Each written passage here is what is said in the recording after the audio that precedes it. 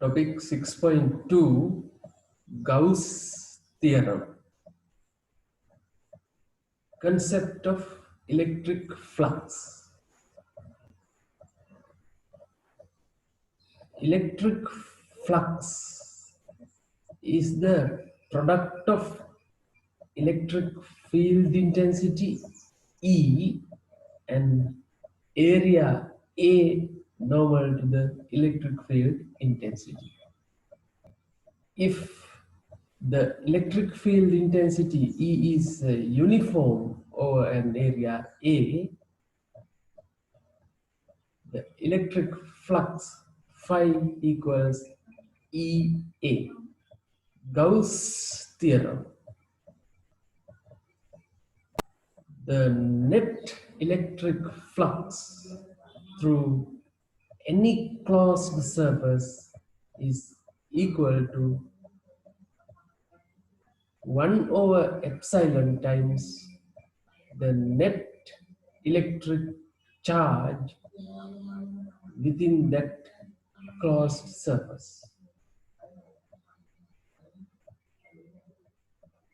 Here epsilon is the permittivity of the medium. Mathematically, Gauss theorem can be expressed as follows. Net flux is equal to the 1 over epsilon times net charge. This can be rewritten as follows.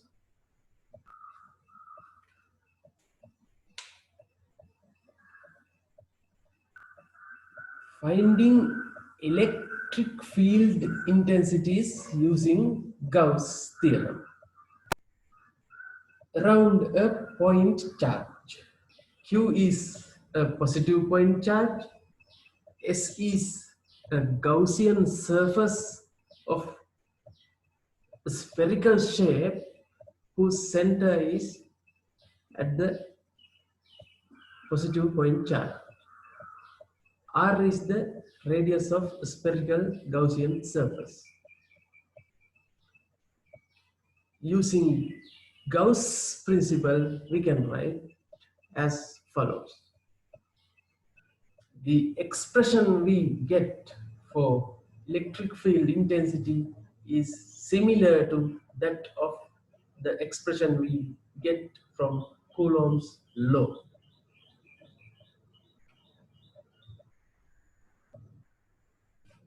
Therefore, we can conclude that Gauss theorem is compatible with Coulomb's law.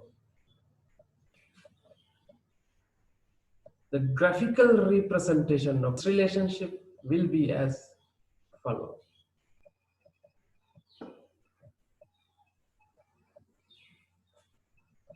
Near an infinitely large charged plate, sigma is the surface charge density, S is the Gaussian surface, E is the electric field intensity. Using Gauss theorem, we can write as follows. Therefore, E is equal to sigma over epsilon. Around a charged conducting sphere, Q is the charge on the sphere, capital R is the radius of the sphere, S is a concentric spherical Gaussian surface, simple R is the radius of Gaussian surface, E is the electric field intensity on the Gaussian surface. Using Gauss principle, we can write as follows.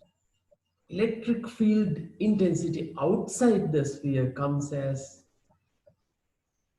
this, which is same as the result obtained from by using the Coulomb's law. If we consider the electric field intensity on the surface of the sphere, simple R is equal to capital R. Therefore, E comes as follows.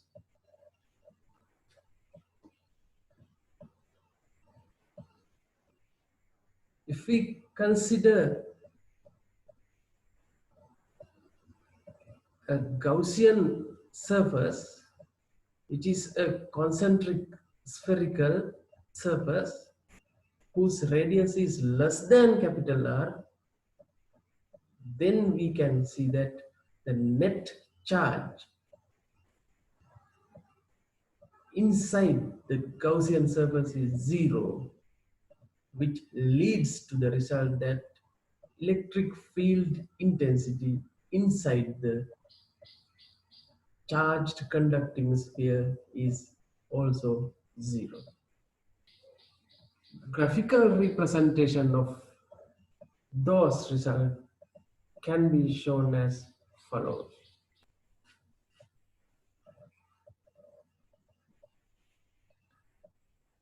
Uniformly charged non-conducting sphere. Sigma is the volumetric charge density. R is the radius of the sphere. Simple R is the radius of the concentric spherical Gaussian surface. E is the electric field intensity on the Gaussian surface. Applying Gauss principle, we can write following relationships. E comes as this, where all these quantities are constants. Therefore, E is proportional to inverse of the square of the distance from the center of the sphere. When it comes to the surface of the sphere, simple R is equal to capital R, and therefore this expression reduces to the following equation.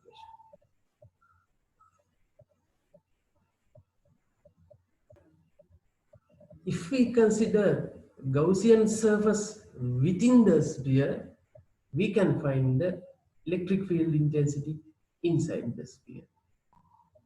Let's apply Gauss principle for this surface, which is within the sphere. Electric field intensity within the sphere comes as this, where all these quantities are constants, and therefore electric field intensity is proportional to the distance from the center. We can graphically represent the above results as follows.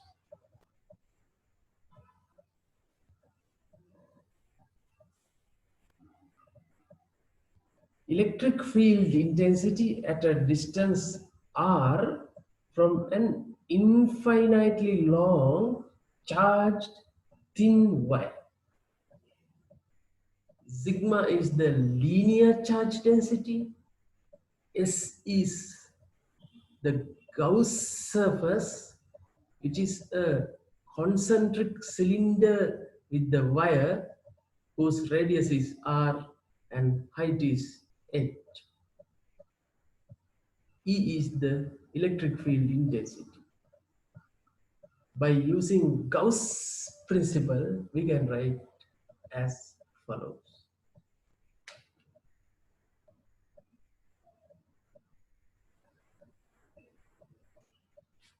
Since all these are constants, E is proportional to inverse of the R.